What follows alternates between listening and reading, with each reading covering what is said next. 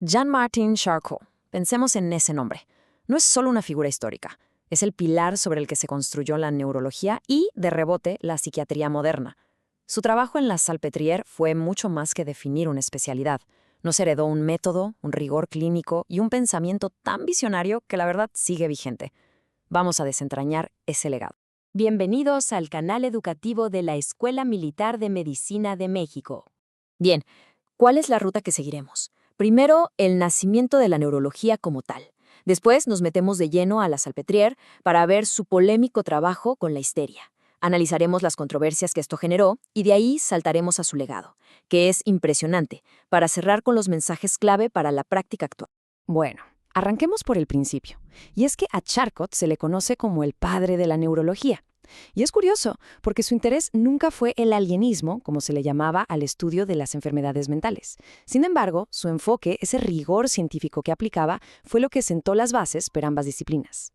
Miren esta imagen. Es un autorretrato sacado de su propia papelería. Nos da una idea del hombre que vivió entre 1825 y 1893, justo en medio de una revolución médica. Pero Charcot no fue un simple espectador, ¿qué va? Él fue uno de los principales arquitectos de ese cambio.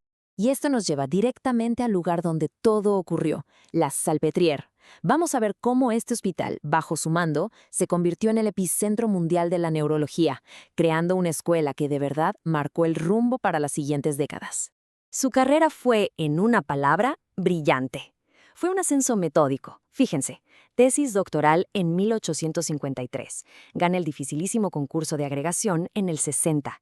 Y para 1862 ya es jefe de servicio en la Salpêtrière. Pero el momento cumbre, el que lo cambia todo, es en 1882 cuando se crea una cátedra específicamente para él, la Cátedra de Clínica de Enfermedades del Sistema Nervioso.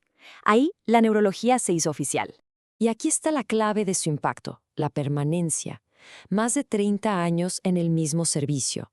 Eso le dio tiempo de construir una escuela sólida con reconocimiento mundial. De ahí salieron gigantes que todos conocemos, Babinski, Gilles de la Tourette, Pierre Marie. Él no solo veía pacientes, él formaba la siguiente generación, perpetuaba el conocimiento. Y con todo este poder académico, Charcot se mete de lleno en el tema más espinoso y fascinante de su carrera, la histeria. Se aventuró en lo que en ese entonces era una verdadera tierra de nadie médica, un campo lleno de prejuicios e ignorancia. Pero, a ver, para entender la dimensión de su trabajo, tenemos que preguntarnos, ¿qué significaba realmente la histeria en el siglo XIX? Era una condición huérfana, totalmente. Los alienistas, pues, estaban con su psicosis. Los internistas buscando lesiones orgánicas que pudieran tocar. Y las pacientes con histeria, que no encajaban en ningún lado, pues simplemente eran ignoradas. Charcot las sacó de la sombra y las puso bajo el microscopio de la ciencia. Este dibujo, hecho por su colaborador Paul Richer, es impresionante. Documenta la semiología de una grande crise d'hystérie. Estas manifestaciones, que muchos veían como posesiones demoníacas o simple teatro, fueron exactamente lo que el equipo de Charcot se dedicó a observar, a clasificar y a documentar con un método impecable. Y su método nosológico queda clarísimo aquí. Descompuso esa gran crisis histérica en 4 fases observables, predecibles. Primero, un periodo epileptoide. Luego, la fase de clownismo, con movimientos muy aparatosos. Después, las famosas actitudes pasionales, donde se veía el arco de círculo. Y finalmente, un delirio terminal. De pronto, el caos tenía una estructura. Se podía estudiar. Claro, con métodos tan novedosos la controversia era inevitable. Y aquí entramos a un debate fundamental de la época, uno centrado en el hipnotismo y la sugestión, que puso a la escuela de la Salpêtrière frente a frente con la escuela de Nancy. Charcot empezó a usar la hipnosis por ahí de 1878. Pero ojo, y esto es muy importante, no la veía como una terapia. Para él, el hecho de que una paciente pudiera ser hipnotizada era un signo patognomónico, una pieza clave en el diagnóstico que apuntaba a la fisiopatología misma de la histeria. Y aquí es donde chocan los trenes. Por un lado, Charcot y la Salpêtrière dicen esto es un fenómeno neurofisiológico, un rasgo patológico de la histeria. Por el otro, Bernheim y la escuela de Nancy responden no, esto es pura psicología, es sugestión, y le puede pasar a casi cualquiera. Este debate, créanme, marcó el camino de la psicoterapia. Pero más allá de las críticas, lo verdaderamente fascinante es cómo el pensamiento de Charcot siguió evolucionando.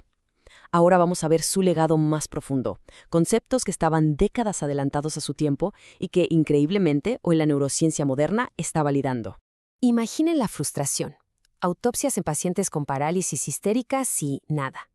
Ningún hallazgo neuropatológico. Ante este vacío, Charcot postuló una idea radical, casi de ciencia ficción para la época. La lesión dinámica. La idea de una lesión funcional no estructural fue solo el principio, porque al final de su carrera, y esto es fundamental, su concepto evolucionó. Empezó a decir que la causa no era el trauma físico en sí, sino la representación mental de ese trauma, una especie de memoria inconsciente que al reactivarse generaba el síntoma. Estaba a un paso de las teorías psicodinámicas que vendrían mucho después. Y aquí viene lo increíble. Damos un salto de más de un siglo y la neuroimagen moderna, la resonancia magnética funcional, le da la razón.